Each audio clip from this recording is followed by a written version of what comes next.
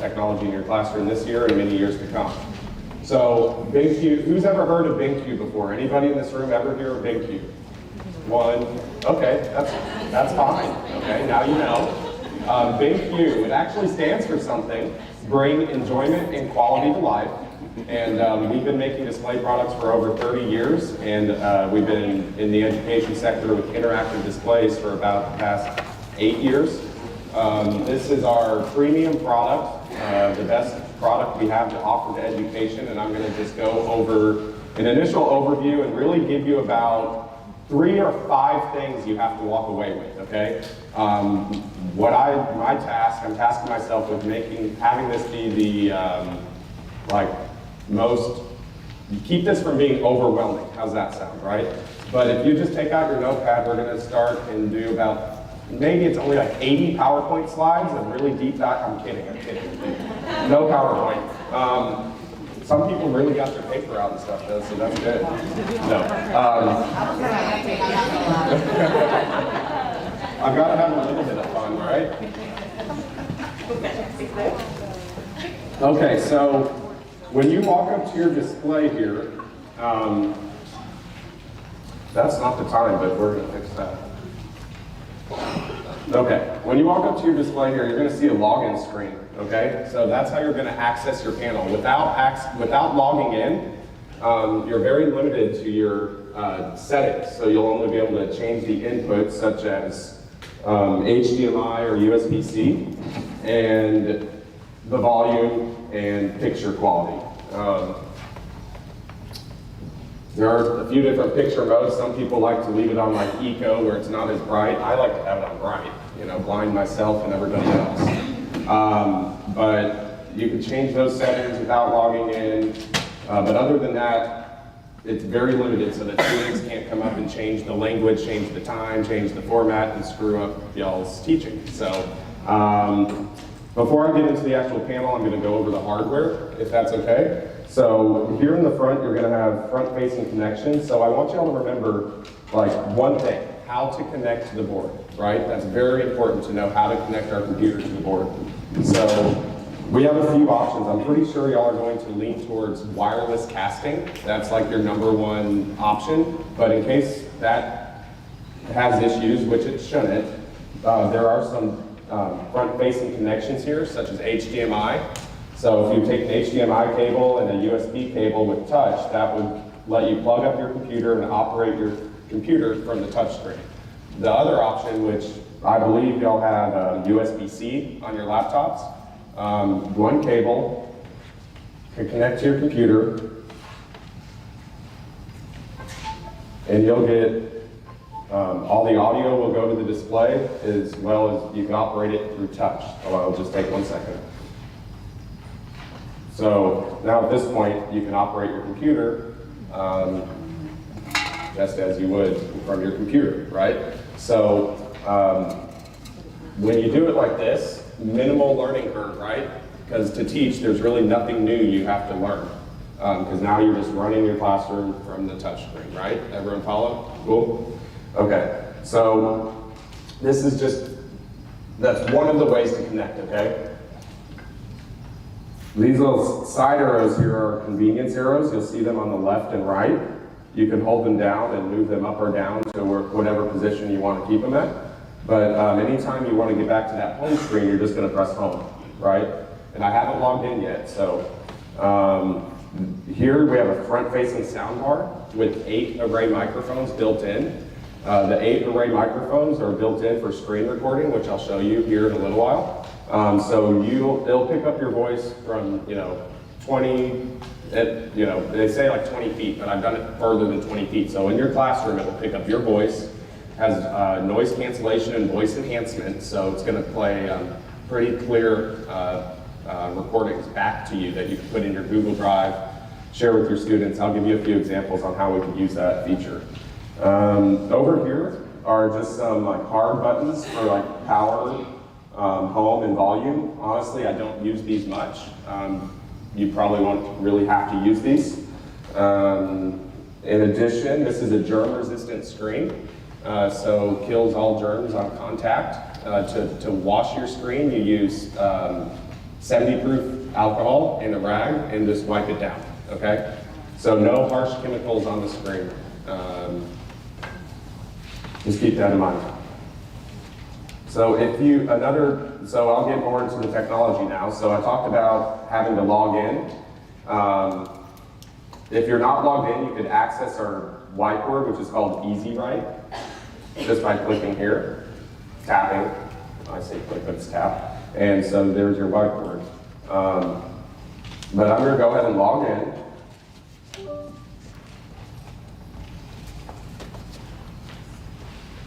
And so when you log in, you're going to get your own personalized profile. You see right here, it says BenQ admin. So I have an admin account.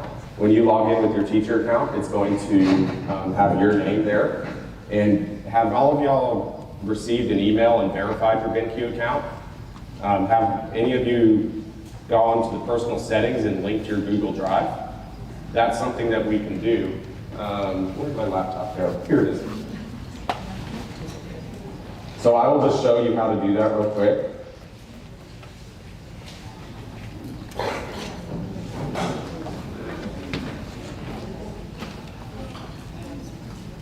Yeah, I can. No problem.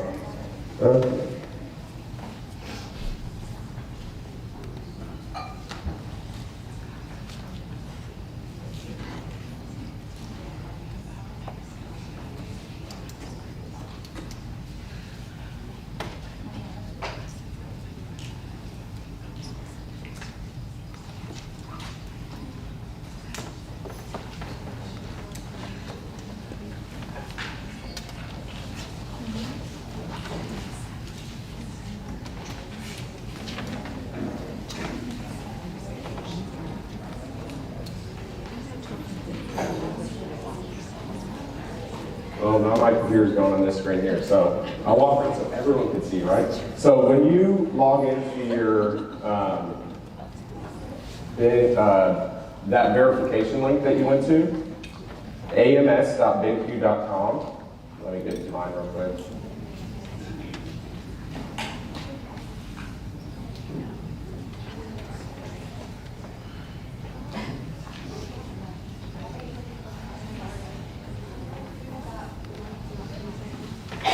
I'm going to use my username and password, so y'all will use your username and password to log back in if you verified your account. I think all of y'all should have had to create your own password, is that correct? Yeah. And if you have not verified your account, you can go to Forgot Password, enter your email, and reset your password that way, okay? For anyone that has not done this yet. So once you're in your AMS, you're going to go to Personal Settings. It will only be your account, so you won't see more than one name. And you're going to scroll down. You could then select a wallpaper image for your profile here on the web if you would like. But the important part is going to your cloud storage, scrolling down, and linking your account. You're just going to tap on Link, enter in your credentials for Google, and you'll be good to go. And what that does, that's going to follow you from all the BenQ boards. Each board you go to, you'll have access to your cloud storage account. So you won't have to go to Chrome and log into Chrome to access your files, okay? They'll follow you from any board you log into. So make sure we get the cloud storage account linked. That's definitely important. But other than that,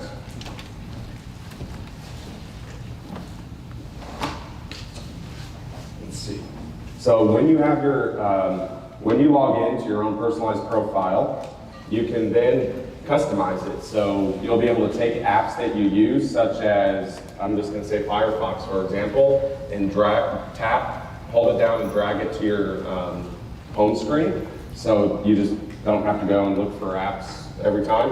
And it's gonna pin all of these apps to your profile. Again, no matter which board you log into, these apps will be available, just everything as you left it, right? So all your settings and everything as a user are going to follow you from room to room. When we talk about like linking the cloud storage, File Manager is where you're going to have access to those files. So I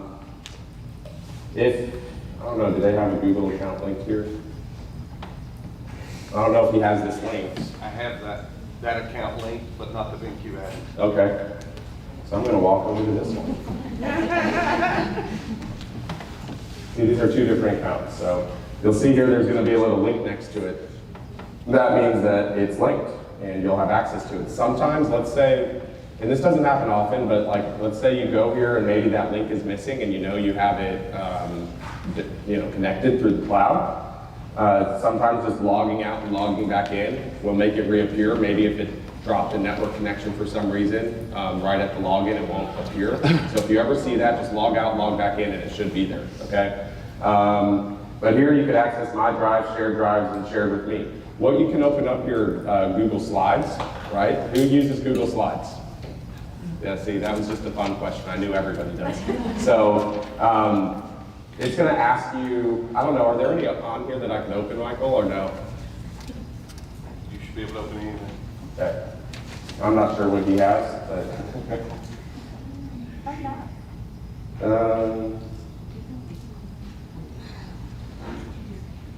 Your camera. Go with your camera.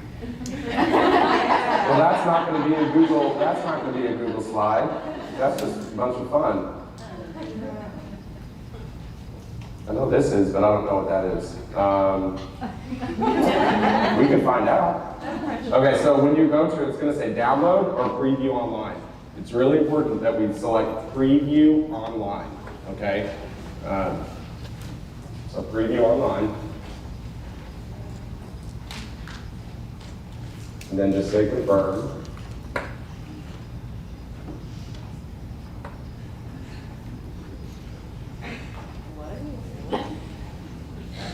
We all know what this means, right? But so this looks familiar to everybody though. You'll have your slides here. You could navigate your slides here, or you can even go into present mode if you wanted to. And there you go. So you could easily present this way without your computer if that works for you. The other way, does that make sense for everyone? So pretty simple, right? So what do? Do we download the file or do we preview it? Preview. Preview. Good job. Okay. So the other way to open up a Google slide is through your computer. All of your computers are going to have a software called BenQ InstaShare. That's what we're going to use for wireless casting. What's the software called? BenQ InstaShare. Gosh, okay, perfect. And you're going to enter in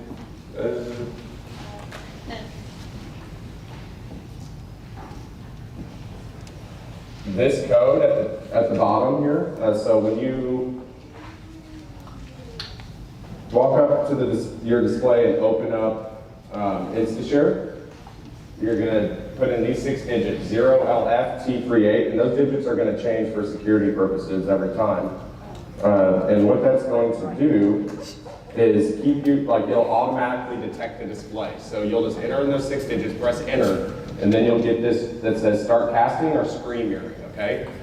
Start casting means I'm going to put my computer up on this screen. So start casting, here you go, right? So if you had Google Drive, right? My Drive.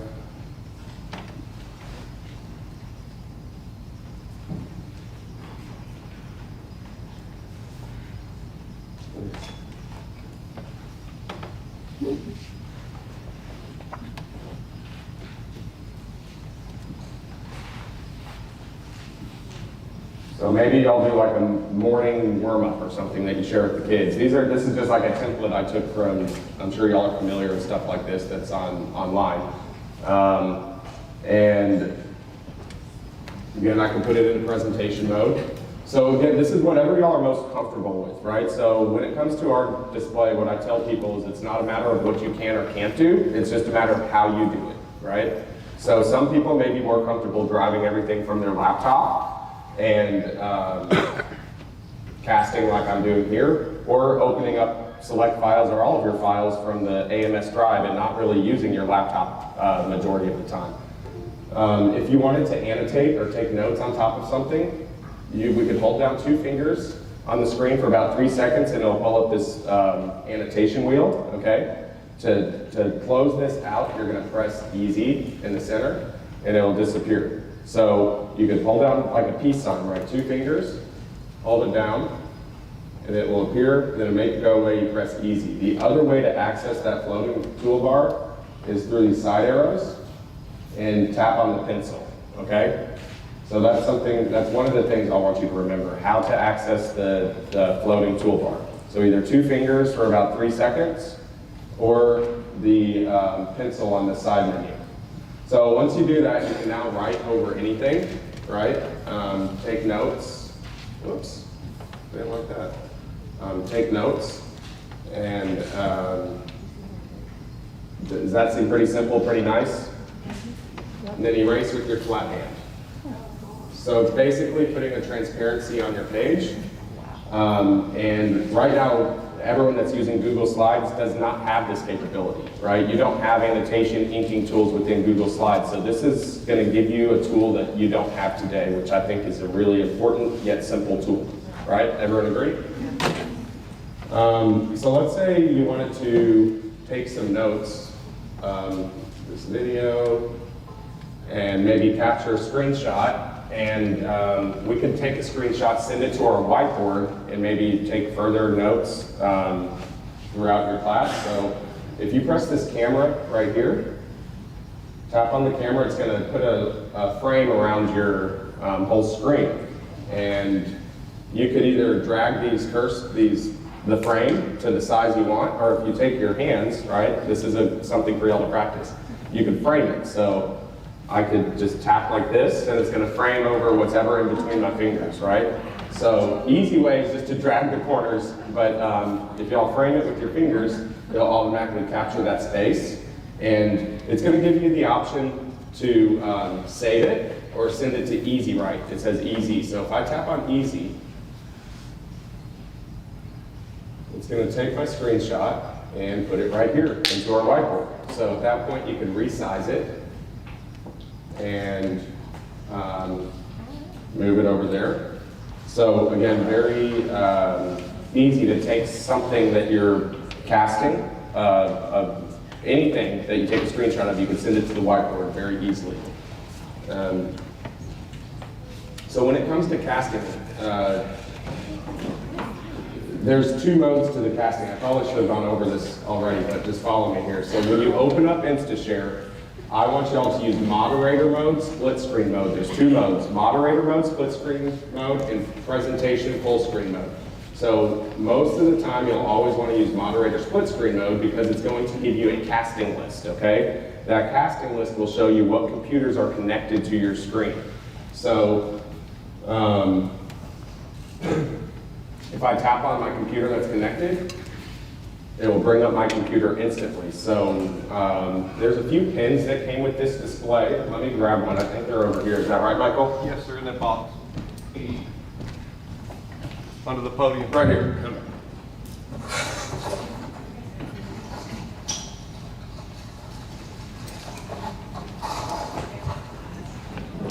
Okay, so 2 pins came with the display, and I'll go over those here in a minute. But so when you have your computer casting, and again, maybe we're just taking another screenshot, right? I'll take a screenshot of this time. And we're going to send this to our whiteboard by pressing easy. And so this casting list, having it in moderator mode allows you to switch between your computer and the whiteboard very, very seamlessly, right? So here I'm in the whiteboard.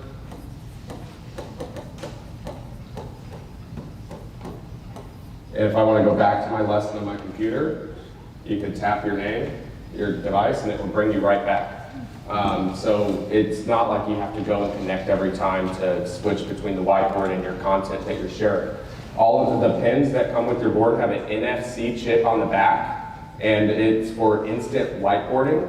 So if you want to get to the whiteboard quickly while you're casting your computer, you can tap this on the NFC reader right here in the front, and it's going to instantly bring up your whiteboard. Okay, so this, I hope, shows you how you can be showing content whatever it may be, and toggle between the two sources, right? So now here's my PowerPoint if you want to do a PowerPoint. So you could go from your computer to the whiteboard instantly. Is that pretty cool? Easy to use? So far so good? Okay. So I will continue talking about InstaShare, and we'll come back to the whiteboard in a minute. So there's a few things that we can do with InstaShare other than just simply me put my lessons up on the board. If you had students in the room, right, and did they have Chromebooks, or what devices your students have? Chromebooks? They can also connect and share their content to the board. There's going to be settings that we'll want to make sure are set. If you go to settings here, confirm before mirroring will give you the ability to accept whoever's casting to your screen. So we always want to make sure that is on, because that will keep students from disrupting your class, right? No matter their age, they'll figure it out somehow, whether it's intentional or accidental, right? So confirm before mirroring. And this is something I'll talk to Michael about. And I'm also going to turn off these three things: AirPlay, Chromecast, and DLNA, which isn't really relevant to y'all. But that too will keep people from casting to your screen and interrupting your teaching. So when your students cast it, you'll have to accept their device. It'll come up on the bottom here. And you could present up to 2 displays side by side, 4 of them in quadrants, or up to 9 at a time. So up to 9 students can share their devices up on your screen simultaneously, okay? And you control that by simply tapping here. So this is full screen, dual, quad, and I don't know, is there a word for 9?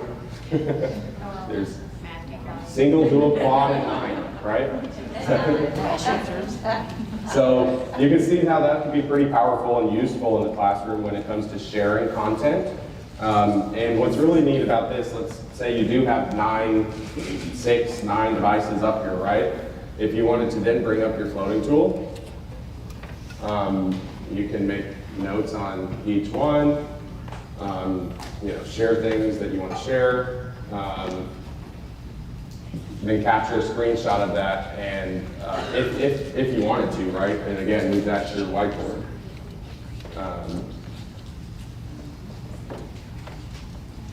So you can see here, this whiteboard, I've switched to many different things, and you're able to take, capture, and bring that to your whiteboard if you want to have further discussion. And I'll show you one of the cool benefits of why maybe you want to take a screenshot of something and move it into your whiteboard. You can share it very easily using this share button. It'll generate a QR code. And if y'all have a phone, especially those in the front, just open your camera and point it at this QR code.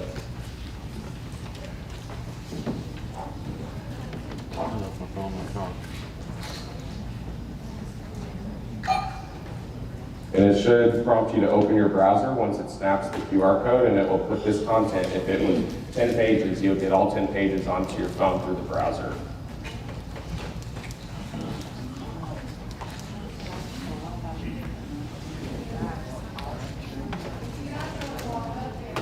Yeah, you can walk up here, that's okay. But it's cool just to see how it works. Pages? I'll show you here in a minute. I hope I'm not jumping around too much, but I'll show you.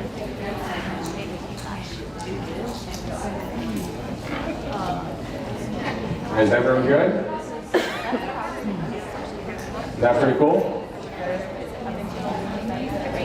Okay. So again, I hope it's good, chatter. Oh, you want it again? Here. You can probably zoom in with your camera too. Just let me know when y'all are ready. Yes? Hey, if you pull up at 9, can you click on one and make it large? Like say one student's learning and you want to display it. So that's a good question. You know the casting list? You could tap on their device and then go to the main, like just go up to the top and tell it to do full screen. And rather than do the 9, then you just tap the full screen one and it'll pull up that student's screen. Oh, Sorry. But you can't just tap on there to do that. That's a good question.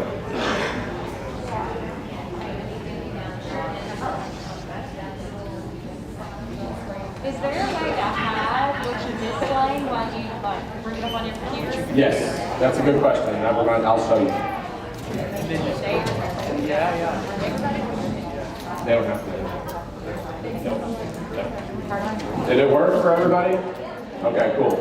So it can be a useful feature, and it's a very easy way to share your content with your students or whomever. Okay. So again, so if I'm here at my whiteboard and I want to get back to my computer, can anyone tell me how I would do that? Tap the screen on the side. Tap the menu and then tap your name, right? Tap your device. So, and if you have like multiples connected, you see how it has a 1 right here on the screen? You'll be able to like, it would have 1 through 9. Obviously, you could drag them and move positions of the content that's being displayed here. Just right through here, you tap this number and drag it. It won't let me because I only have 1 connected. But So if you have 9 and you switch to the 4, or do you choose which 4 it is, or does it automatically pick off 5?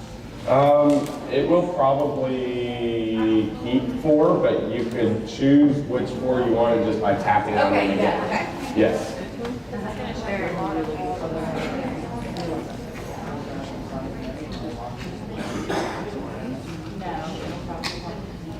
Okay, so somebody just asked me a good question, which brings me back to the Instant Share menu. So how can you hide your screen as a teacher, yet still put content up here for the students? Is that what you're asking? Yeah, like if I have to find a video on YouTube, I like to hide my screen while I'm looking for it. Of course. Of course. So there's a few ways we can do that, okay? So I'm going to stop casting, and so when you go to your casting menu, it's going to say share full screen or share extended screen. So if I click, and I don't recommend using extended screen all the time, but for certain things, some people like to put something up there while they're doing their attendance in the morning and, like you said, finding a video or something.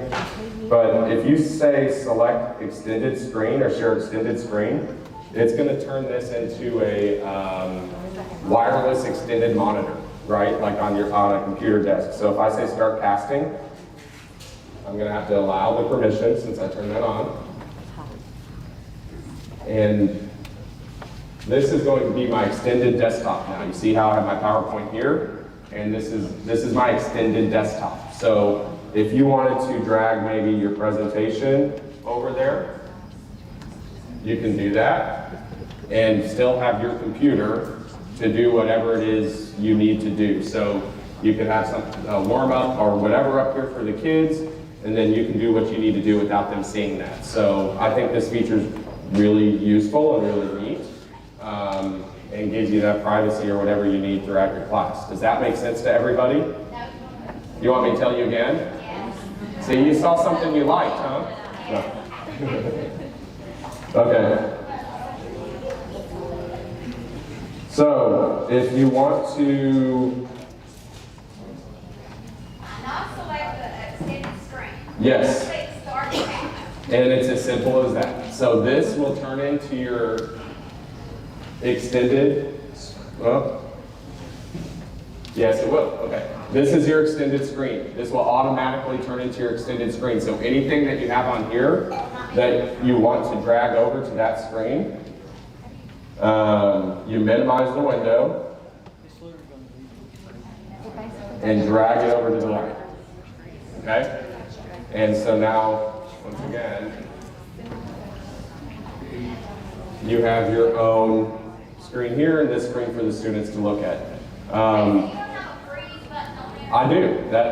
And so another option is a freeze button. So I'm going to turn it off this mode though, but does everyone understand extended screen? Yes. Right? Okay.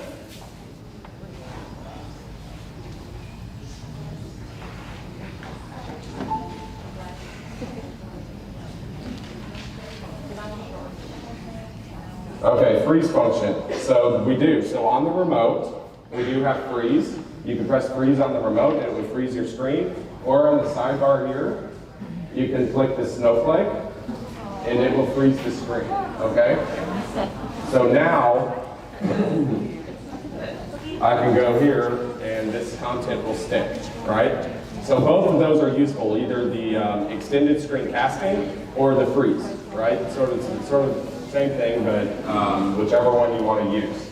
So what's a little tricky, right? Not tricky, it's just sort of annoying in my opinion, but it's hard to tell, like, hey, is this frozen and how do I exit out of freeze mode? You see these X's? These X's will appear right here to the right and left. And you just click those X's to turn off the freeze. So now it will continue to whatever you have on your laptop. So again, you can press freeze on your remote or freeze the snowflake on the side menu. And as soon as you press this X, it will go away. So.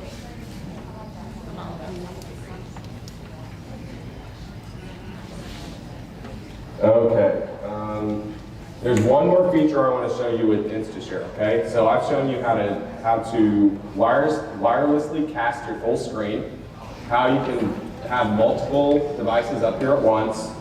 Now I'm going to go over the screen mirror button that's on this, okay? So rather than start casting, we're going to do screen mirror. Does anyone want to guess what screen mirroring does? Mirror screen. Which screen? Computer screen. Close. So it's going to mirror the BenQ panel onto your computer screen. Okay? So a lot of people use casting and mirroring like interchangeably, but when I say casting, I'm talking about taking my computer and putting it up on my display. When you say mirroring, it's mirroring the content on your display to your computer. Okay? So screen mirror, it'll bring up a window. Loading, and you can make it full screen if you want. So now you'll see this is the display. So one of the reasons that you might want to do this, do any of y'all have tablets that you use while teaching? Yes. So this is a cool feature for tablets. It's a cool feature for anything, but the tablet has the touch screen. So you're going to see a finger next to each device, and it's going to be grayed out. Like when it comes up on the list, any device, it will be grayed out. If you tap that finger, it will ungray it, and that's going to give you like two-way touchback control. So as a teacher, if you have a tablet or whatever, you can walk around the room and operate your display from your device, right? So if I want to go to the whiteboard, I can go to the whiteboard, do a new page, very easily from around the room. So students can also use this feature if they're screen mirroring and you want to press that finger, give them control to maybe, hey, well, so-and-so circle the right answer on the page, right? If you're maybe presenting something, you want them to write the right answer, do a problem, they can do that very easily without having to get up. A lot of times it's good to get them out of their seats and up in front of the display, but sometimes it's good to keep them in their seats and let them participate from there. And I think it's a great way to engage the students and get participation. Does that make sense to everybody? Is that something you think you might use? You said no. I don't think anyone's going to say, no, we're not going to use that. But I think it's a cool feature for both teachers and students.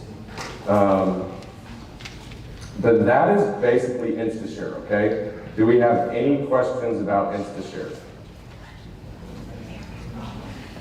Okay, so InstaShare is for casting and mirroring, right? Yes. So if someone logs in and you see how they had their, I guess their address for their computer, can you change that to their name? No, it's the device name. So it's the name of the actual computer, how you'll do your naming on your computer. Does that make sense? Question. How, when you're sharing on Google Meet and you're annotating like using that, can the students see that? If you're annotating on a Google slide, you use the 2 fingers and you're sharing your screen, can the student that's watching through Google Meet see your writing? That's a very good question. The answer is no. The answer is no, because But you can record. yes, but you could screen record, yes. And Students watching live, they can see as you're writing. Can we try it? you can screen mirror, right? If they're screen mirroring and you're sharing that screen mirror in your Google Meets, yes. Okay. Does that make sense? Yes. Okay. Google Meet. So that's another use for that, like when I've done demos and such, that's when I would use that, like remote demos and such like that, so. Good question.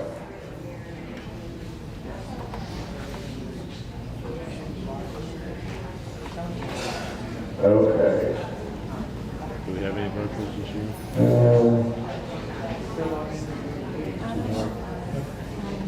Probably not. Put up the informer so we can Google Meet.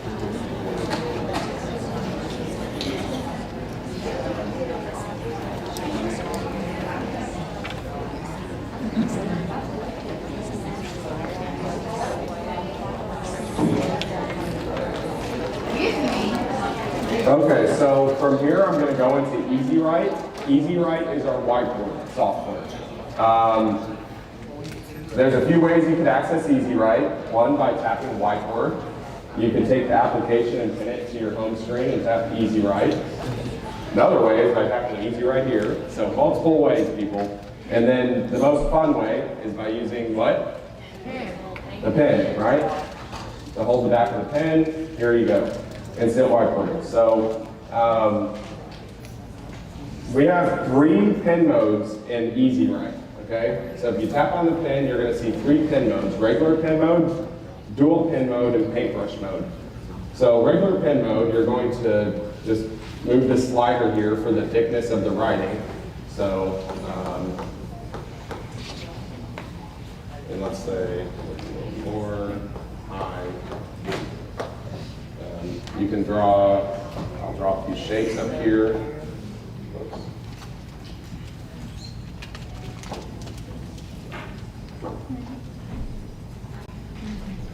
There's a few shapes, 1 second. It's being a little slow because I think it needs an update for the Easy Write, which I'll send Michael, make sure we just push that out, which is very easy to do. So teachers, you won't have to worry about any updates. This is why I have 2 displays up here, right? So now I can update this while I'm doing this. So once you write a word up here, image, like a word, shape, even charts, you can then convert that to like an actual image just by using the select tool and circling whatever it is you've written or drawn on the page. So there's a square, it should convert that to a square. We can want it. And a circle. Oval, whatever it is. And then it'll also do your words. So hello.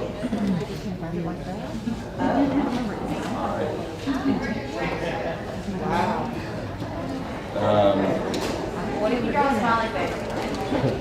That's funny, because my daughter does that all the time. So it used to put an emoji up there. I don't know if it does that anymore. We can try, you want me to try? Yes. This is all healthcare ballot questions. Okay, so the reason I updated it, because this is a little laggy, and I could tell if you need an update, so.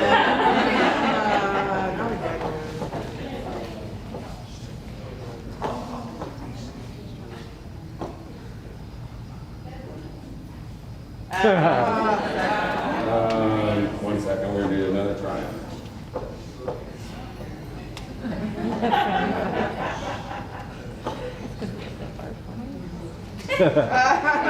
Sad. Give it a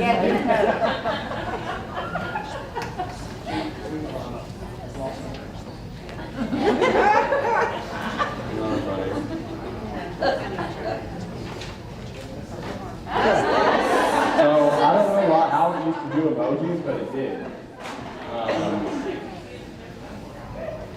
Cassidy's acting like our kids. They're gonna try to get us off topic. But hey, bonus question. If y'all ever get the emoji to come up, let me know. Okay? Or extra credit. How's that? Okay, so I'm going to If anybody can figure that shift over here because this one's all up to date and ready to go.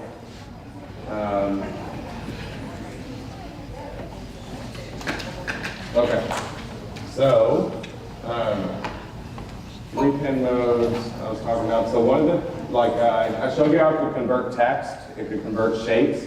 Something that's actually maybe more useful, like day to day, could be a chart, like a T-chart. You can draw a T-chart up here, or any chart really. And whoops, don't do that. I'll make it tight for the I'm going to do it smaller. Do it like this. So here's a T-chart. I'm going to take my select tool and circle this. And then I'm going to press this magic wand right here at the bottom right, and it should convert that to an image. There you go. If you double tap the image, it'll center it in the screen, and like enlarge it and center it in the screen, or you can make it whatever size you want, right? And then if we were comparing dogs and cats, right? Or sea turtles and land turtles, or whatever, you can easily get this chart up here and start writing and taking your notes, right? So pretty easy, cool. You could even do like charts like, I don't know if this is a chart, but I do know that you can take pretty much anything, right? Whoops. So I sometimes use this back arrow right here. Like, see how I forgot to select the select tool? Rather than use my palm to erase it, I do back and it will just take that away. So sometimes that's convenient. But I'll circle this and then it'll turn this into an image as well. So pretty much anything you draw up there that looks like a chart will convert. Let's see, where was I going with this? Again, so to erase anything on the screen, flat hand. So we have object recognition on the display, so it'll recognize the size of the object touching the screen. So the eraser will actually get smaller. You see how it's smaller here? Or larger. So, whoops. Get that way. So easy to write, easy to erase, very smooth writing.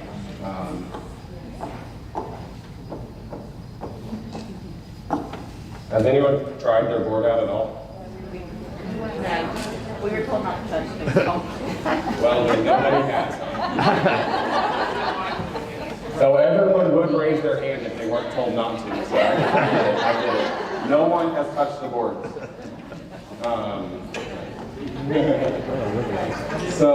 Okay, so I showed you how to do that. Let's see, okay. So there's regular pen mode. There's actually 24 colors here, so you can scroll down. There's a few more colors.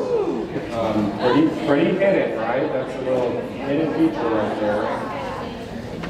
So dual pen mode, how this works, that allows you to write with 2 different colors on the screen at the same time. So your display comes with 2 pens. One pen is going to be a really like fine point tip, and the other is more like your finger. Okay, so when I do dual pen, I tell people you really just need this one with the fine point tip, and you register the colors just by tapping this pen on the color you want, and then your finger on the other color. So this one's going to be blue, and this one, my finger is registered to green. So some teachers like this because they want to be able to differentiate and write in 2 colors easily. So remember, just use the fine point tip and then your finger for one of the colors. If I was like really cool, I'd be writing with both hands. Like, I probably can. Let's see what I can do here. 1 + 1 equals, see, 2. I'm not too bad. That's not bad. That looks like better than a first grader. That's still pretty good. But y'all understand how that works? And some teachers like to use it for the students. So 2 students can come up and work on something with different colors. But I sort of like how the teacher could, you know, use their finger for one color and their pen for the other. The third pen mode is Paintbrush Mode. And this mode uses object recognition. And it detects the size of the object touching the screen. So if you have your finger here, right? It's gonna put the ink on the page the size of my fingertip. This pen, the fine point pen, it'll make it really, really thin. You can take your whole hand and apply color to it. 2 fingers will be a larger line. So if you had a set of blank paint brushes, you could literally take those out one by one and it would recognize the thickness of that paintbrush and apply it to your screen. I've seen this used in a lot of like different ways. For one, like students learning handwriting, right? It's a little difficult for some students to come up and have to do the slider or figure out if, you know, this is, you know, too big or small, like thickness of the writing. So some teachers like to have it on that paintbrush mode, so when the student comes up and they're writing a word, it comes up based on their finger, right? More natural writing experience. So I feel like this was invented for our board so they could write like really good kanji and Chinese symbols, if you think about it. But I think it's a really neat feature, not only for like an art teacher, but just for teachers if y'all use your creativity into how this could be utilized into your lessons. You can do multiple pages on this whiteboard down here, adding a page. This will also be your like page manager. If you click on the 4 out of 4 pages, you can hold down this one, change the order around. You can delete the pages you don't want. So let's say you want to share this, but you want to delete some pages first. You can delete a page. You can duplicate a page by pressing copy here. If I wanted to copy this page, just select it and copy, and so it will duplicate it. Is that easy write or any file that we have? Easy write. Does this make sense so far, so good? The other thing you can do, if you press this sheet right here, you can change your background. So this is just a standard whiteboard background, but you could change it to this tan one, black. Then we also have some templates like a football field, graph paper, music notes. Do we have any music teachers in the room? Y'all do music here? Yeah. No music in Louisiana? Okay. No, we don't. Someone want to tell me what this is? You can have this as your background. This is like the craziest Venn diagram I've ever seen.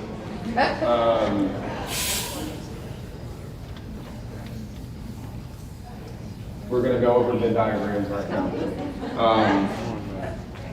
And my favorite feature of this is this plus sign. And this is what's going to be a benefit when you have your Google Drive link. So I don't have mine linked, so I can't show you the examples I would usually show. But if you press plus, it'll allow you to pull a file from your Google Drive. When that's linked, it will show up right here, Google will. And like if you had a map, right, maybe a world map, and you're talking about the oceans, you could take an image of the world map and import it as your whiteboard background, and then write all over it as if it were your whiteboard. Write on it, erase on it, whatever. Periodic table, special handwriting template that y'all prefer, special graph paper you prefer. So you can save those as an image and import them as a whiteboard background. I think this feature is very, very cool and very, very useful. I've seen some schools create shared folders, and they have it by grade level or by subject. And that way y'all can share ideas and share images to import into your backgrounds. So anything from a map, even a worksheet, if you took a PDF worksheet and imported it as your background image, it would take it in the center of the screen, put it in the center of the screen, and you could go work through a worksheet up on your screen with your students. Sometimes I just go and save the image in Google. Sometimes I do a screen snip of it, and so that it just does it at the right resolution and makes it look, you know, good quality. So Again, good feature is doing, using this right here, adding your own background. Let's see. So I've gone over all that stuff. Over here, if you tap record, it would start recording your session, and I'll show you that here in a minute. I'm going to go through this toolbox first, and then I'll come back to the recording feature. So we provide a toolbox with some useful tools. There's a calculator with no buttons, so simply we want to do 35 times 23. You have to write the question, and it will wait to solve it until you write equal, and then it will solve it. You could go back and say, I want to do,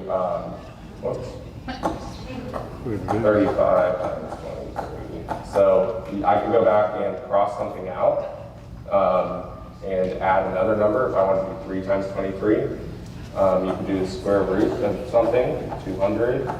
So it can be useful if necessary, but pretty cool either way. Also, there is a shape tool. Like, the reason that you maybe would want to use this, let's see here. You draw a shape, then it will actually make it a shape. I could do an angle here, and say 90 degrees, and export that. And when I do that, it'll just export it into a larger image, right? So you can do many different shapes. My shapes aren't that good, so that looked really bad. That's better. If you want to do like a diameter, something like that. There you go. So some people prefer that shape tool. If you want to do shapes, just circle it and draw it and circle it. Stopwatch. So you can have a stopwatch going during your class, start and stop. I think people really like the timer.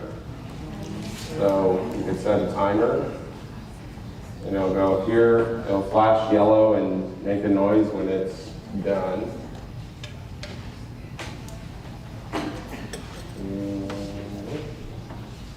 Sticky notes. So an example of sticky notes, you can use this for many different reasons, but if you had a T-chart up there or something, you could use these sticky notes to, we're talking about comparing something, right? You could have different groups, you could have the colors of the sticky notes be for the groups, and you type into them whatever you're doing, right? I can't think of a good example off the top of my head, it's still somewhat early, right? So you can change the color of those and use these however you feel like would be best for your class, right? So, and these could be dragged around. So like, one example I give is, there you go, there's your timer.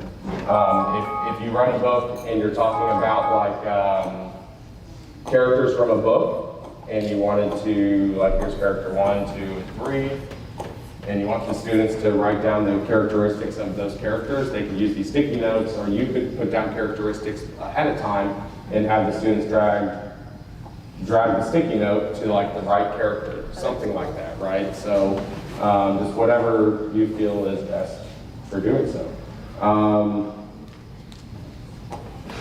Another feature, a scoreboard. So if you had different teams, if you put your classes in teams, you could keep track of, what team is in the lead or whatever. So keep points.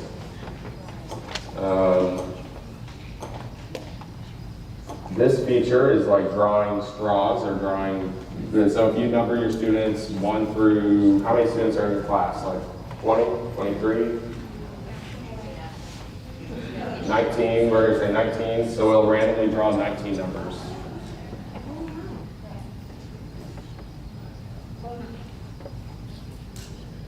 There you go. So it automatically draws for you. And it goes hand in hand with this next one.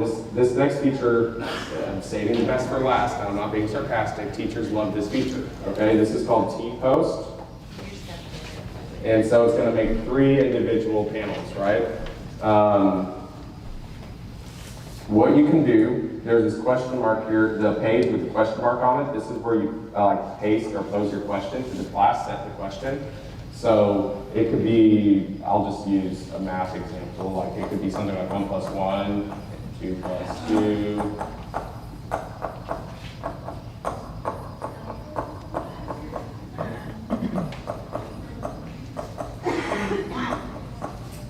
And then when you say paste all, it's going to paste it to all 3 panels so 3 students could come up and do whatever on the screen.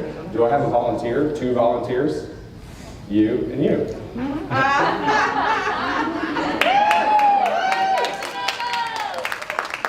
You're not going to make me be the only ones up here today. Come on. Maybe they're scared to answer these questions. Y'all think that's it? This is a test. No, very simple thing, y'all. So just select the color, and you can go to whichever one you want. I'll go over here, and then you can just answer them, right? So what's, like, if you're doing this, like, I can't cross into your space no longer, right? So students can pick up their own things. Now, I could, like, cheat and reach over there, but that will get you sent to the principal's office, right? No. But really neat how you could, like, really do this for engagement. Thank y'all. See, that was I think it's all something hard, right? So they can come up here and do. But I think this is really neat because it gets your students, gives you an opportunity to figure something out to get the students up using technology and something that's pretty useful. So aside from math, you could say, you know, the cat. I know I spelled that wrong. That's part of this. Don't judge me. The cat jumped out the window, right? Okay, now fix the grammatical errors. Maybe you do 2 or 3 sentences, right? Then they can, this has to be uppercase and a period at the end, and then cat is CAT, right? So you can see how this can be used for many different things, which I think is really cool. And so take advantage of this, and the students love this, and the teachers love it, because again, this isn't like overwhelming technology, right? This is very simple technology that's pretty intuitive if you understand which buttons to press. So Can you show us how to pull it up, Cam? you weren't paying attention? I guess, one more time. Okay, in the toolbox, you go this right here. Okay, so toolbox, and then these 3 panels are called team post. There you go. Y'all like this feature? So I wasn't lying when I said the best for last, was I? No. No? Maybe something, so that's fine. Let's see, what else? If you wanted to insert a document or an image, you can. Like if you had a PowerPoint that you, or a, let's say PowerPoint, because you can't insert a Google slide here because Google requires the web to run it, right? So you could insert like a PowerPoint and it would take it and put it in the center of the screen, and you could enlarge it or whatever at that point. You could insert images here from your Google Drive. So whatever y'all prefer, whatever works best for you, you definitely have that option. Do we have any questions about the whiteboard? Pretty happy with it? Seem cool? Yes? Okay. So I'm going to show you, like someone mentioned, like, hey, what if we want to play a YouTube video? I imagine a lot of y'all play YouTube videos, right? So people are used to doing that from their computer, right? What I tell teachers is that if you want to do something like YouTube, I don't think it's best to wirelessly cast it to the screen. You can, but opening Firefox and doing that directly from the display will keep there from being any potential lag with the network slowdown or anything like that. So anytime you could do something directly on the Android system, rather than casting, do it here so you have a better just video experience, right? So if I go to YouTube, and I'm going to show you a few more reasons why I think it's useful to do this from the display itself.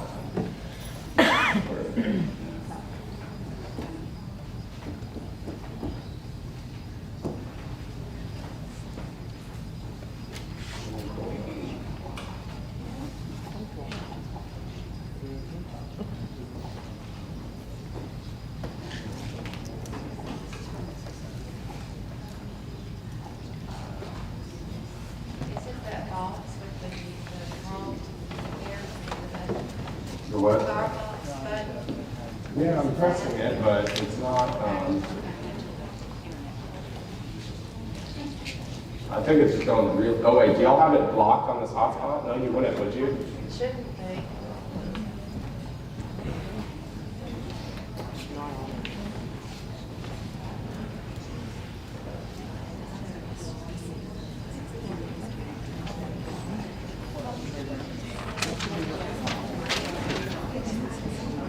Mr. Everybody doesn't want to pull up here, but we'll move on to this though.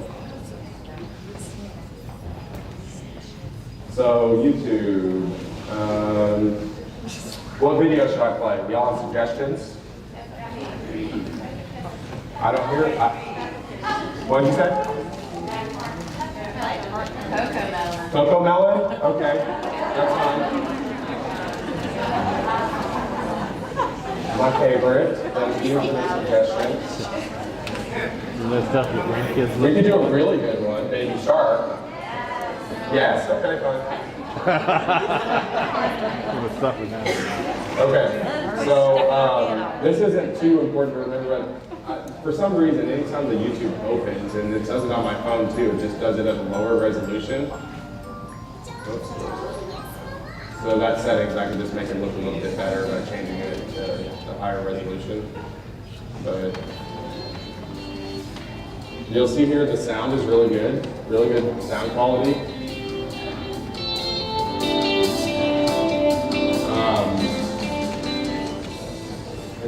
To get to the sound, you could either do the sound on these hard buttons here, or if you swipe your finger up on the screen, general and audio will allow you to change it. Then there's also some audio settings like standard, music,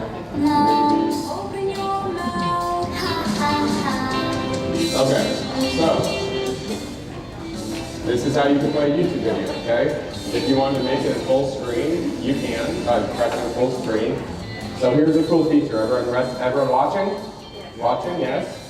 So if you wanted to make this picture-in-picture mode, you could go to your home screen, and it's going to shrink this down, and now it's going to be picture-in-picture. You can drag this wherever you want on the screen, but you can't like make it larger, okay? But you can drag it wherever you want. So for example, if you wanted to have a video open with your whiteboard,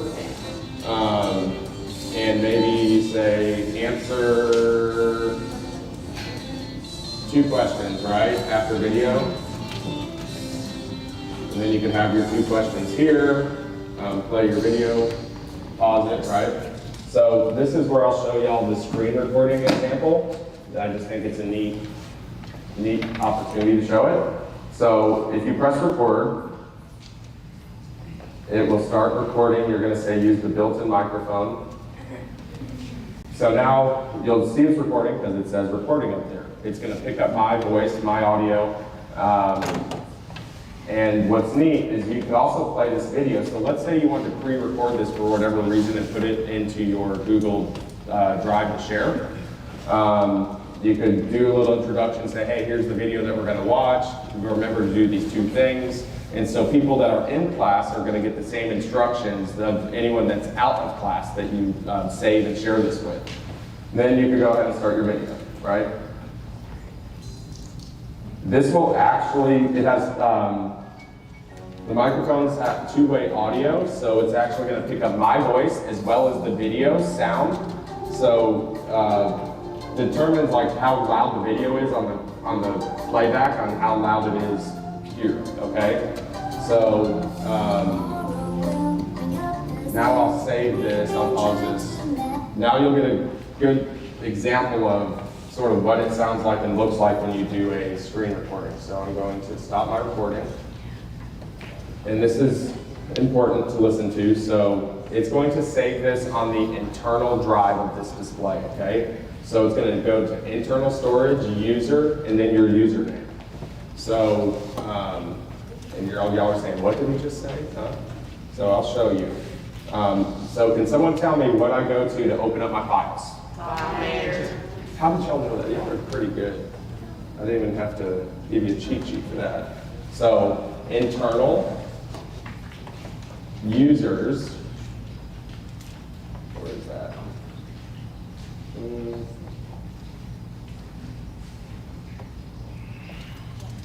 I'm passing it. That's what I'm using. Maybe it's my folder. My folder. So instead of going to internal, just go to my folder and you'll see your recording right here. If you have multiples, I always just like sort it by the latest. So the first one comes to the top, but here's the date and the time. So if I tap on that. So now you'll see it's recording because it says recording up there. So really clear playback. My audio. And what's neat is we can also play this video. So let's say I should have written on the screen so you could see the writing too, but I think y'all get the gist of it. Trying to share. You could do a little introduction, say, hey, here's the video that we're going to. So if you're walking around the room, it will pick up your audio. If you ask a question to a student, or they will pick up their audio and single it out and make it very clear as well. So I think this is a very great feature to have. This will actually, it has, the microphones have two-way audio, so it's actually going to pick up my voice as well as the video sound. So, determines like how loud the video is on the playback, on how loud it is. Okay, so, pretty cool. Now I'll save this, I'll pause this. You'll see that being useful? And probably use it in different ways than I'm showing you, right? But, you know, I think, again, when you do a YouTube video, it's recommended that you play it on what? The display, right? Because a lot of people want to wirelessly cast. You can, okay? Don't get me wrong, you definitely can. But then some people will say, oh, it's lagging or it's a little behind. Well, then let's not do it that way, right? We don't want to bog down all the Wi-Fi access points if we don't have to. Especially, are y'all students one-to-one? So, I mean, we just want to make sure we're getting the best quality out of what we're doing. So if, let's see here.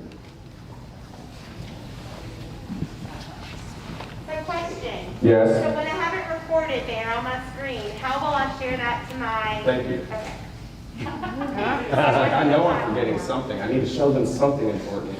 Okay, so that's a very good question. So if you check this box here, if there's a file that you want to share to your Google Drive that's on this or this video, you're going to press select, and it's going to put a checkbox next to the files, right? Check that box, and you're going to move it. We're not going to copy it because we want to get it off the internal storage. So we're going to move, and we're going to tap on Google Drive, My Drive, and then I'm just going to say paste. And so it's going to take it from internal and move it to our Google Drive. So what is that? 2-3 steps, very simple and very intuitive, I think. So you just have to know to go to select, checkbox, move, and then go to your Google Drive and paste it. Pretty easy? Yes, thank you. You're welcome. That was a good question. Are the easy writes also available to be moved like that? If I save the screenshot or capture? Yes. Yes. I can move them into a Google Drive or? Yes, and actually I think that the easy write, and we're working on the videos to automatically let you choose to save it to your Google Drive rather than have to move it.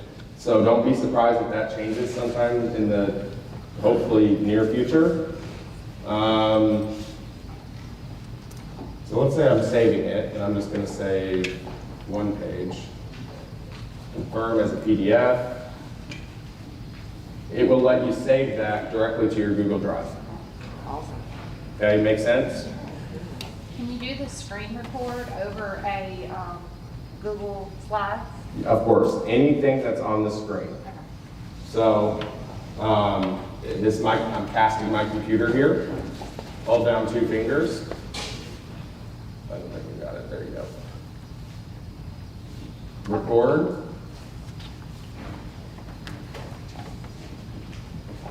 And now it's recording whatever I'm doing on my computer. So that recording is available through the EasyWrite floating tool or through the EasyWrite whiteboard. So no matter what's on the screen, it's going to record and pick up your audio.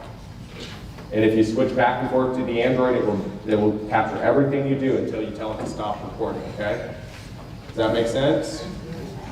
If I want to extend the screen, does it only record the extended part? It will only record what's on here. And I don't really, if it works for you, fine, right? I'm not gonna tell you I wouldn't really do it with the extended screen, but whatever works for you is perfectly fine. If you put a Google Slides on a flash drive, can you plug it directly in there and pull it up that way? Preview mode, because Google's controlled by the cloud, right? And Google Play Services. No, I'm saying if you, I put it as a PDF onto a. Yes, like PDF, yes, I so. put it in there and I can just load it directly to the. Yes, sir. So if you have a PDF, and I'll just use any PDF for that example, right? A thumb drive, you won't need a thumb drive if you use Google Drive. If you want to use a thumb drive, that's perfectly fine, okay? And it's gonna show up like right here. Like it'll show up as a drive right here when you connect it. Then you tap on it and open up that file. I don't know if there's a PDF in here, just so I can show you. I'm sure there is. Right here. Concussion certificate. You mind, Michael? Huh? Too late. Okay, so I'm going to open my concussion certificate. And so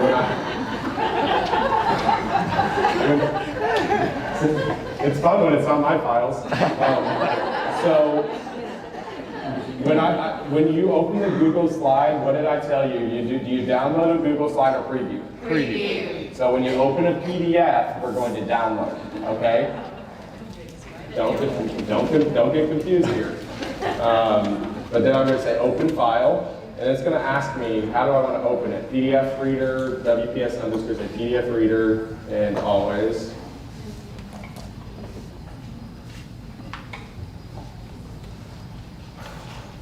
Here you go. He doesn't have a concussion, I don't think. But here is your PDF, and you can zoom in, zoom out. You can bring up your floating tool within this program and annotate on it, just like you would anything else. So pretty neat, right?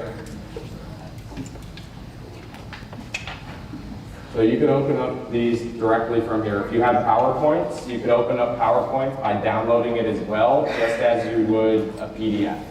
So, does that answer your question? Mm-hmm.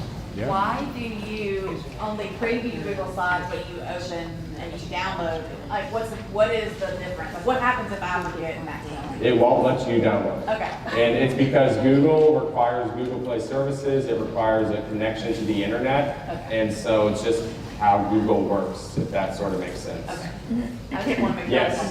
Sure. Did you in and out, and I may have missed it? Yes. Did you mention about not being able to have Google Classroom as an app installed on the board, and why? Yes, no, I did not. I was waiting for someone to ask. But yeah, you can't have Google Classroom downloaded on the board because all of these large displays, Promethean, any other brand you could think of, right? Google will not certify any of these large format displays. And without being certified by Google, you do not have access to Google Play Services. So they block all large format displays from having access to Google Play. So that's the only limitation these displays have, which is why it's great to do the casting. If you want to do your Google Classroom casting, right? So it's not a matter of what you can or can't do, it's a matter of how you do it. So does that make sense? So basically you're saying we have to cast it for Google Slides if we wanted? Well, you can open it in preview mode here, which works for a lot of teachers, like they're happy with that. But a lot of people cast it just because that's what they're used to and it minimizes that learning curve. Yes? Is that how you can make an internet shortcut to where you open it and it goes to a specific website? Would it be possible for us to do that with the Firefox app, to where we click on it, it goes straight to our Google Classroom? So, I guess, can I ask why you want to go to your Google Classroom? Because that's where my kids will get most of their assignments. So, especially if I teach third grade, they're just now learning how to use it. So I have to show them how to find it. So you can open up go to Google there and definitely log in and show them that way. But you'll still have those limitations when it comes to opening files. Right, you'll have to preview them, or you cast your computer and show them that way again, right? So if you want it to be the same experience that you could show them you know, on any other, that's where I recommend casting, just because we're like eliminating the, sometimes it's not necessary to do it a different way. Gotcha. Does that make sense? Okay. I want to throw one other thing out there so you guys all know. All of the boards that are like this, all of these interactive flat panels that we previewed, all run that operating system. Right. So there wasn't another one that would have worked better with Google Classroom. This is what you're going to get regardless of the brand. Right, so, like for, Just so you know. like Promethean, for example, you'll probably use it as a glorified projection screen, and they said, you can do all these things, but you have to use our software, right? Here I'm telling you, you can use whatever you want on our screen, here's how you use it. And they're all gonna have those little limitations like Google, but I think that we do a very good job at sort of overcoming that with other ways to present and other ways to access that. We do have some new things coming up in the future. I mean, so do y'all have, because this is really basically the gist of everything. I hope this will make y'all feel comfortable, but I do want to answer some questions if there's more questions, and also give you a preview of maybe some technology that we'll be releasing here in the near future that y'all will have access to. Yes, sir. You didn't show us how to change the clock. Okay, because I don't want you to know how. No. That's something that y'all probably won't have to worry about. I'll talk to Michael about some of this. So this time zone was off on this one, so I'm going to go to Central Time. And so if you want a plot, so if you go to these apps here, you're going to see apps and widgets. You can go to widgets, and here's a plot, world plot. So you hold it down, do you hold it down? Or, yeah, hold it down and drag it to where you want it. If you tap on the plot, you can go and choose which one you want. I'm going to choose this one and press save. Is that the right time or no? Yes. Okay. So, here, change this. It's not the way I want it. It's still. All right, so there's your clock right up here. If you wanted it in the left, you can turn it to the left, wherever you want it. A few other widgets that people like are like a timer, calculator, and stopwatch, and a message board. So some people like this message board up here where you can tap on it and say Picture Day Friday or whatever you want to say, right? Oh, wow. Does it have autocorrect? Yeah, no, you just have to be good at spelling and stuff.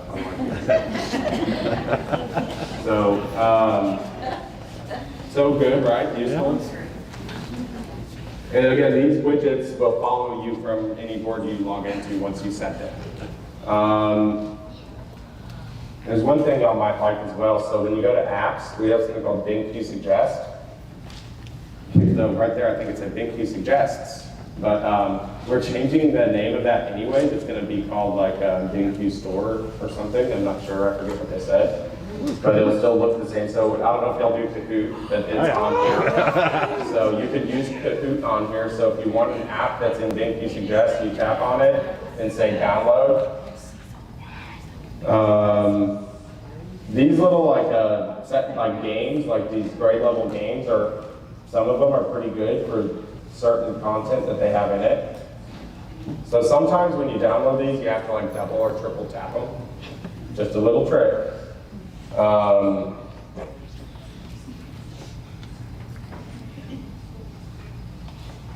Just look and make sure there's nothing else useful on there. I've never done the bingo, that might be fun.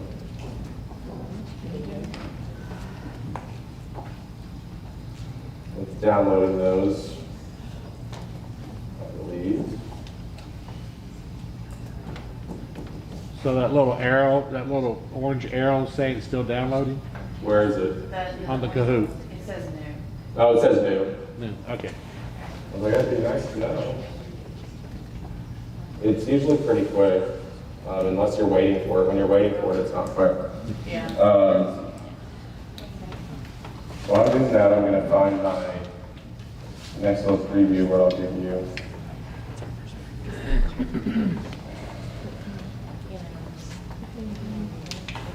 Let me tell them something real quick. Yes, while we're ma'am. doing that. Ms. McCann mentioned with these boards or panels, we also got a user management piece and a panel management piece. So Michael can log in to a portal and he can push out updates or a particular app that we know everybody wants or something like that. So there's management built into this. And one part of that is a messaging component that I was gonna ask if maybe we could show them something like that. Can you, Michael, if you log into a computer for me and hand it to me, to the X sign, I can do it.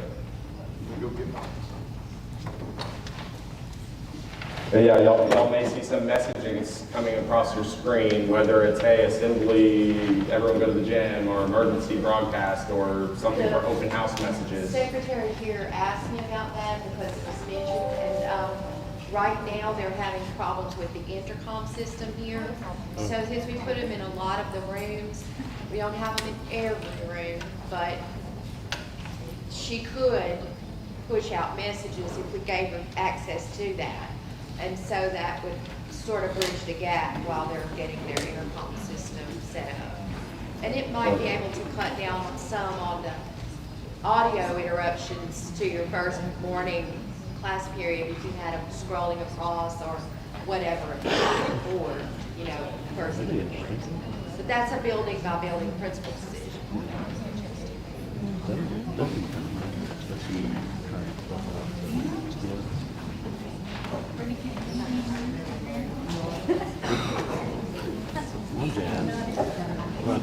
So while he's getting his computer, I did pull something up to sort of show you a preview of. If one of those messages comes across while we're recording, will it record the message too? Probably. You can tap on the message and it will go away. It won't like interrupt what you're doing per se, but it probably would record it. Okay. I was just worried about like. That's a good question. Where's my remote? I don't want to forget to tell y'all about the remote. These remotes are like, they each come with a USB dongle, which is this little thing right here. It's like an air mouse, so it has, which one does this belong to? Over there. It's over there. Thank you. Okay, so it has a laser pointer, and then it has something called spotlight mode. So, and it's like an air mouse, so you can move it across the screen if you're wanting to point at something. But pretty cool, right? Now y'all can't wait to get your hands on this remote, I'm sure. But it'll come with that. I don't know, what y'all do with the accessories, Merrick? Are they?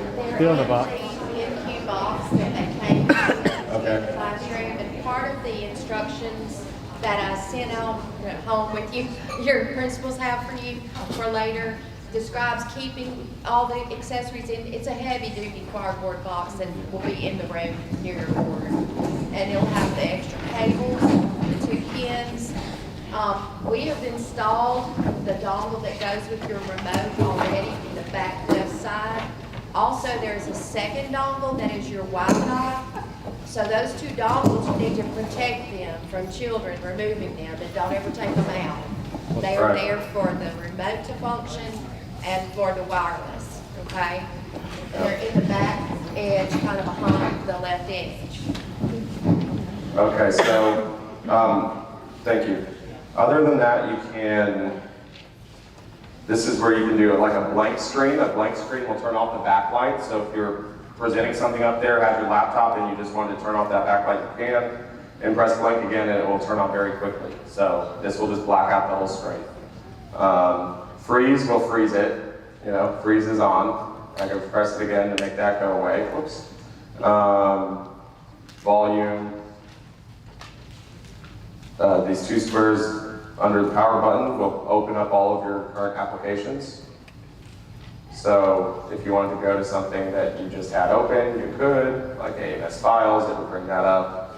Or if something's like, for some reason, acting a little slow, you know, like on your phone, how you close out all your applications. If it's acting slow or whatever, you could go to clear all apps and it will close them all. But this is actually a pretty useful remote that helps you navigate through your display and has laser pointer and that kind of stuff. So I'm going to leave this here so it doesn't get confused with another one. Okay, what about the DVD that we need to, play for our students? Can we just do that through our computer? You can hook a DVD player up to the screen. I mean, we're gonna play a DVD, so there's not spot. No, I guess if your computer has a disk drive, you can, yes. Yes, ma'am. Yeah, you could either cast it, or you know how I showed you, like take a cable to directly connect it? You can do that. Some people may try to, like, does anyone try to play Netflix ever in your class? So, no, never. You never will, okay? So when you never do that,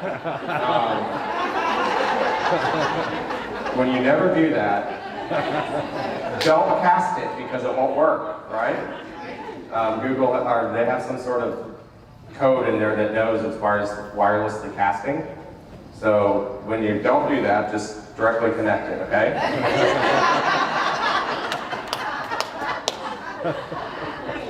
Sorry. Yes.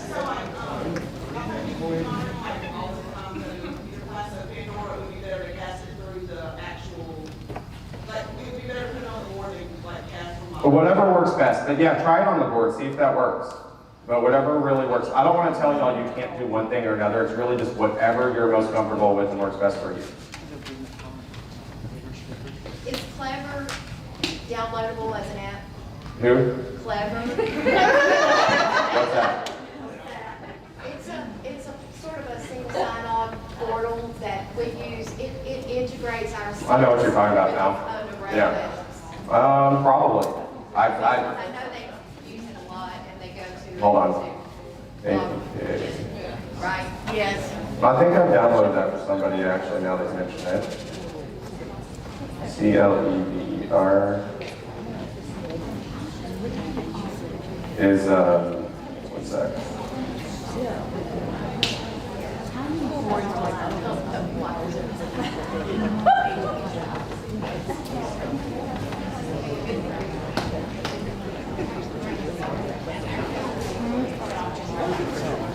Is this it? Which one? It's blue usually. You would lose. Yeah, it's like, It's that's a learning speed.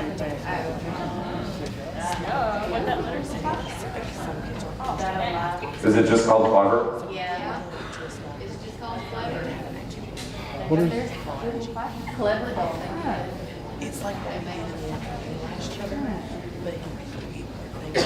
You could definitely go to the browser and access it if you could do it that way.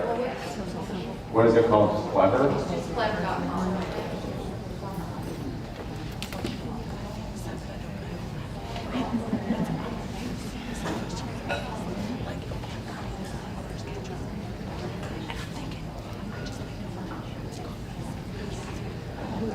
that was like it.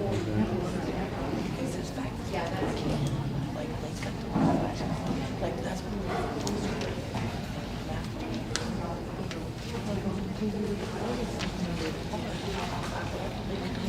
I don't see an app for it. That's weird that they have all these other apps. But if you look into it, Eric, we'll test it, okay? Yes, ma'am.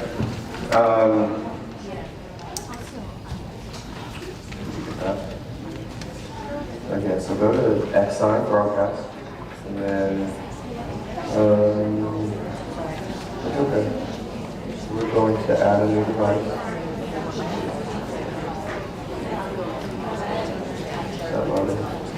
All right, are you jazz yet?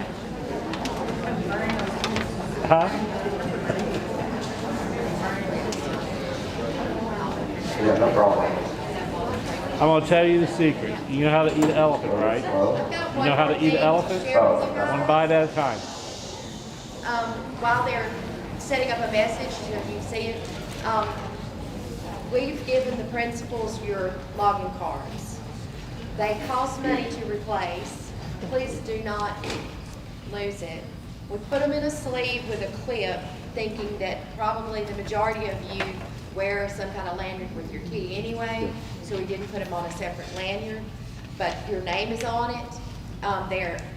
That card is specifically assigned to you in our management system, so you'll walk up and do what he's been doing, you swipe it there at the bottom left, and it reads it and logs you in. So please take care of these and keep up with them. If you lose it, we will have to charge you a fee to give you another one, okay? And they are specific to you, and any board you go to and swipe it, and it'll swipe through the, you don't have to pull it out of the system. Okay. So there's a way to get it. Okay. So we're just doing this for the sake. And, okay, so just a preview of what we have coming out, because I know a few of you asked about Google Classroom. So we're about to launch EasyWrite 6 Web. What I have here is just like a beta engineering version. But you see this, you sign in with a Google account, and it's going to bring up our whiteboard. We're also going to refresh our EasyWrite here soon too. So they have a little different look, like some more like new tools and such. But it's going to be the same gist, right? And we'll of course send you some materials, like we'll have like some rulers and other stuff like that available. But this is going to be available through the cloud. The reason this is available through the cloud is because that's how we can integrate with Google, right? Using the Google Play services on a device. So this is casting from my laptop to the display. And what it's going to do, it's going to allow you to integrate with Google Classroom and Google Classwork. So, let's see, how does this work? This is just an engineering version, so I really haven't played with it much, but Google Class settings, so you're going to be able to join with your Google account, which will know you have Google Classroom, and it will also have your class roster available and your class work available as well. So students will be able to join you remotely onto this through their device and do exactly what you're doing, or be able to see and do exactly what you're doing. Let's see here.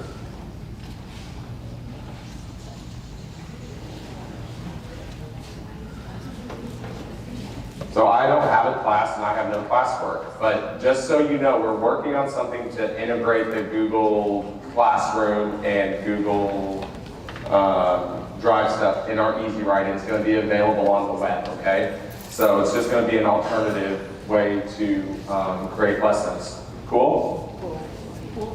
Cool. So we'll have a Windows version, web version, and then the Android version available for y'all here soon. So if you wanted to put EasyWrite on your laptop, just like you would create a Promethean lesson, you'll be able to save that lesson and open it up from your display via Google Drive here very shortly, okay? Is that cool? Good? Yes? Okay. Is it not working?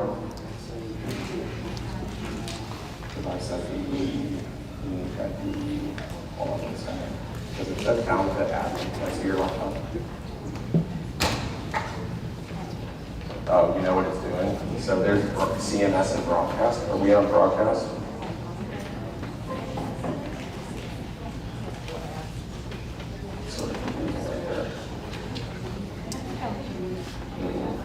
I don't do that. Okay, I knew it was weird. So if I do this, add, there's 128 that need to join the service. So I'm going to say join the service. This is easy.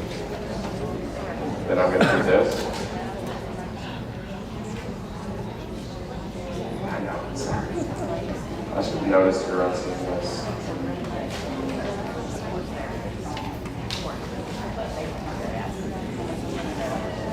No, you did it right.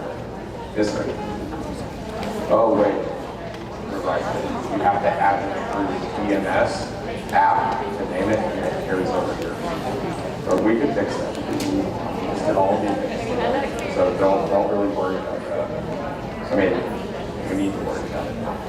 It's easy to fix. Okay, so that's going to just take that here. There's going to be a check mark once this loads. It's loading right now.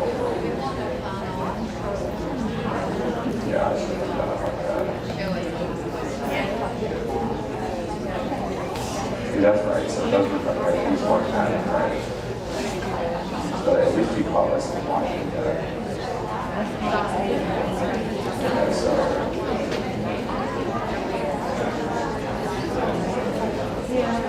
I know. So you have to use the app. Scan the QR code. You do that. How did you do it?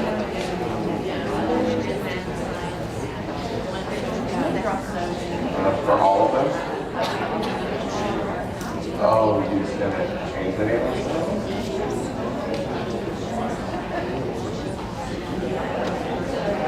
Really? That's what you got it? I'll check this out. So then we can find everything. We can just find that real quick. Right? Somehow, we just found it, right? Well.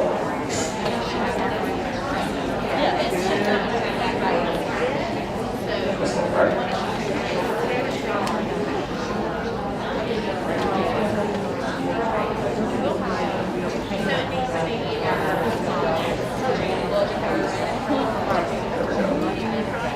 Down. Okay. So now we're going to go here. Right schedule. And we also time draw.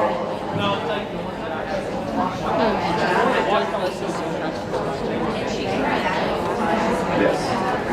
I mean, he's been there for years or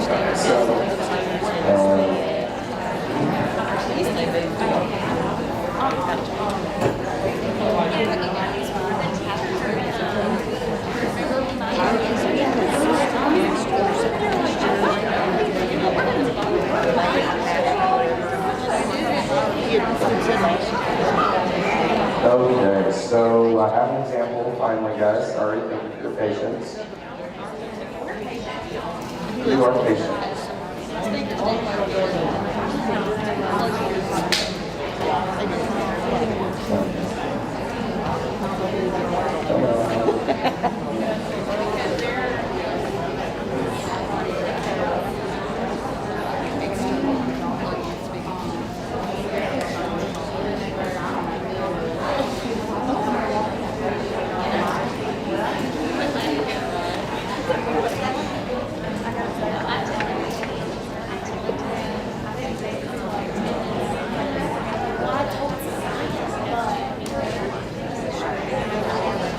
Sometimes it takes a minute for the first one to change the servers, you know?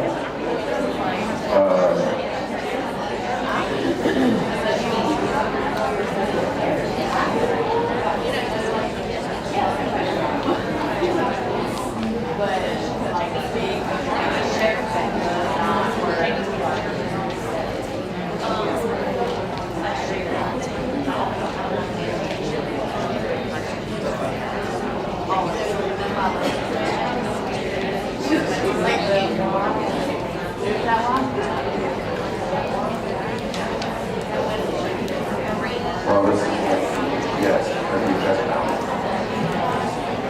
You did get the, when you asked me for the pacing guide, you got those ones for me?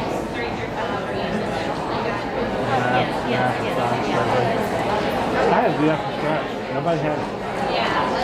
I had used last year's, I kind of used last year's guide.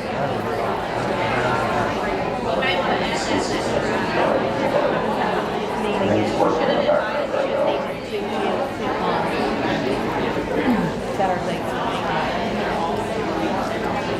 right Have y'all picked one of the dates that we met?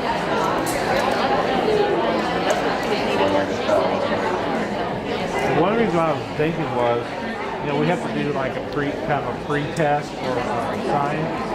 I figured the days we do the ANET, So I think it's catching up. do science at the same time. Because it usually takes, like sometimes when I go and I'm back on the app, after binding them, it will register. And sometimes it takes anywhere from 5 to 20 minutes after joining the service to like ping our servers. Part one of that hour. Because if I can check one. ANET takes 3 days. 2 or 3 days. I bet you what's going to happen is we're going to turn around, walk away, and all the messages are going to stop coming Now, up. does anybody have any questions? Yeah, do we have any other questions? Is Nearpod a downloadable app? It's Nearpod? Nearpod, I believe so, yes.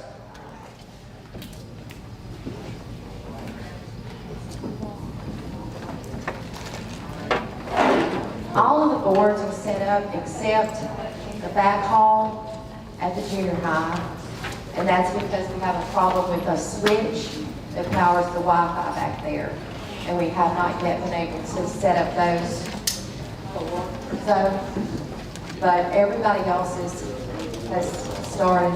Let me let Michael talk. There is one other board that's not working at Grayson, but we'll get it back online as quickly as possible.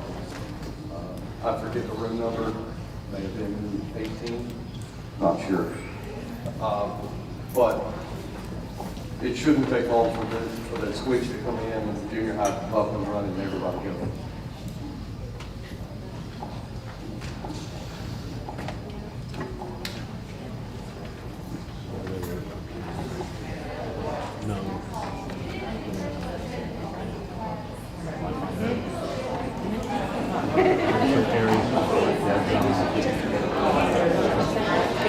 Every day, you say, is your Wi-Fi up? Yeah, I'm fine. And I'd be like next door to her. Mine's not working. Maybe my computer just didn't move. For some reason, she's just far enough away from it. It wouldn't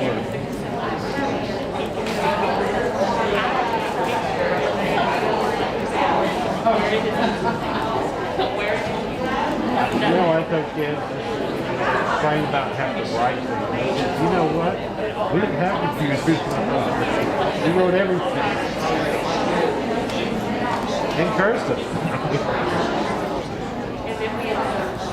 One of the kids was like, I would write something. They said, how can you write so nice? I said, I've been doing this for almost 50 years.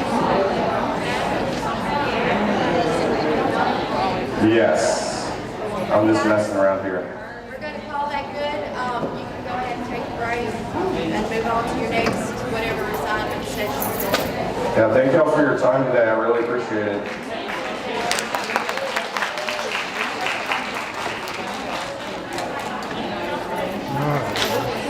Yes, I will say one more thing before everybody's leaving out. There are tons of Google, YouTube videos how to do anything on these boards. Just Google it and it'll show you. Yeah, use Google if you have any questions in your first thing when it comes to the BenQ displays, and that should be helpful. Well, good. I'm glad you're finding useful stuff on there. All right.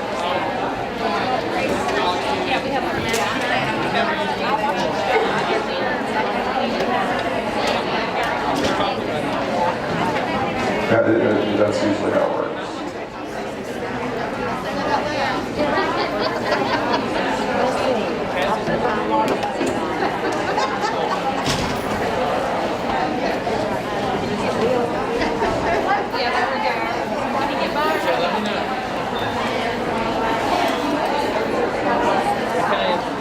So where's your next meeting?